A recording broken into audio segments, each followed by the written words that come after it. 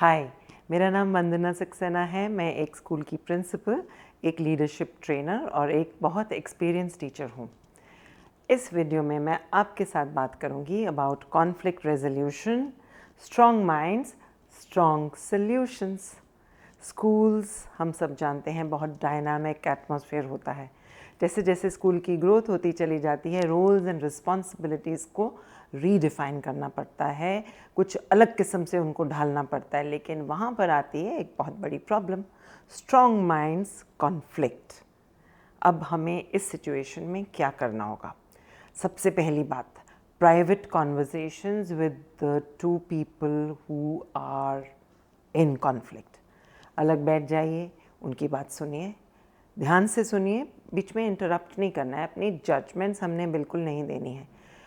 इंसान को लगना तो चाहिए कि उनकी बात सुनी गई। और जब भी हम किसी की बात को ध्यान से सुनते हैं तो ज़रूर एक नया पर्सपेक्टिव निकल कर आता है और हमारी अपनी कहानी हमारे जो दिमाग में हर वक्त रहती है वो कभी भी एक गलत जजमेंट की तरह दूसरे की बात को काटती नहीं है। So private conversation, listen actively and listen to understand. और वहाँ से निकल कर आता है दूसरा स्टेप। जब हम दोनों की बात अलग अलग एक सेफ एनवायरनमेंट में बैठकर सुनेंगे, then second step is to identify shared goals and values and build towards the school vision. इसका क्या मतलब है? हर एक की कहानी से निकल कर आएंगी कि उनकी बिलीफ क्या है, पर्सनल उनका वैल्यू सिस्टम क्या है और गोल क्या है। जब आपको दोनों की वैल्यूज़ की अलग अलग समझ में आ जाएगी, देन डेफिनेटली ह्यूमन बीइंग्स में हमेशा शेयर्ड ग्राउंड उनकी वैल्यूज़ और बिलीफ से बनता है।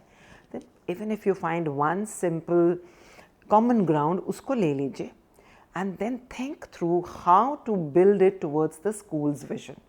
बिकॉज ये जो ग्रोथ है ना, या कभी भी रोल्स को रीडिफाइन करने को हमने एक पावर स्ट्रगल की तरह नहीं परसीव करना है। The moment we all work towards a common purpose and shared goal and vision, conflict खुद ब खुद रिजॉल्व हो जाते हैं और कॉमन वैल्यू सिस्टम से चलना ही इसका एक तरीका है। यहाँ से निकल आता है अब हमारा तीसरा step, focus on solution and collaboration and constructive criticism. इसका क्या मतलब है? जब भी दो लोग कॉन्फ्लिक्ट में होते हैं तो वो सिर्फ और सिर्फ एक दूसरे की गलतियाँ ही उनको नज़र आती हैं। और जब आप अलग अलग उनकी कहानियाँ सुनोगे तो आपको लगेगा भाई दोनों ही अपनी जगह सही हैं। एक जना कह रहा है कि मैं तो स्कूल में बहुत पुराना हूँ, मैंने शुरू से स्कूल को ग्रो करते हुए देखा है और सब चीज़ें मैं जानता हूँ, स्कूल में हर चीज़ मेरे तरीके से होनी चाहिए। और दूसरा जना कुछ नया नया आया है, स्कूल के कैरेक्टर और स्कूल की ग्रोथ, स्कूल में नंबर्स बढ़ गए हैं, विजन थोड़ी रीडिफाइन हो गई है, तो उसका रोल उसके अनुसार है। दोनों अपनी जगह सही हैं, लेकिन what did I say in the topic of this video? Strong minds, strong solutions. हमने उसको अलाइनमेंट देनी है एंड कोलैबोरेशन की तरफ हमने काम करना है। ज़रूर रूल्स को सेट करना है कि यहाँ पर हम किसी की क्रिटिसिज्म के लिए नहीं बैठे हैं, बल्कि एक कंस्ट्रक्टिव फीडबैक एक दूसरे को देंगे। एंड ऐसा एक माहौल बना सकते हैं जिसमें कि एक डिस्कशन के दौरान दूसरे को थोड़ी सी एम्पैथी पे भी बात कर सकते हैं एक दूसरे की। When you put your self in each other shoes तो कुछ अलग से चीज़ें नज़र आने लगती हैं। So work on this third step. अब यहाँ से निकल कर आता है fourth step, establish clear expectations.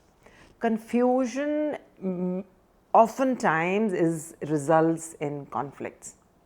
अरे भाई, जब मिसकंसेप्शंस हैं, जो मिसनॉमर्स हैं, जो चीज़ समझ में ही नहीं आई, अगर आपके हमारे आसपास कन्फ्यूजन होगी, जब क्लियर एक्सपेक्टेशन सेट नहीं होंगी, तो जाहिर है बर्तन खड़केंगे।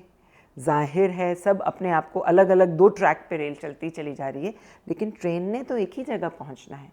So setting clear expectations about roles and responsibility is an important factor in resolving conflicts even amongst the strongest of individuals. और वहाँ से निकल कर आता है अब हमारा पांचवा step, regular check in and follow up. कभी भी ऐसे मत समझिए कि कॉन्फ्लिक्ट रेजोल्यूशन सिर्फ एक मीटिंग में पूरा सॉल्व हो जाएगा, ऐसा नहीं है।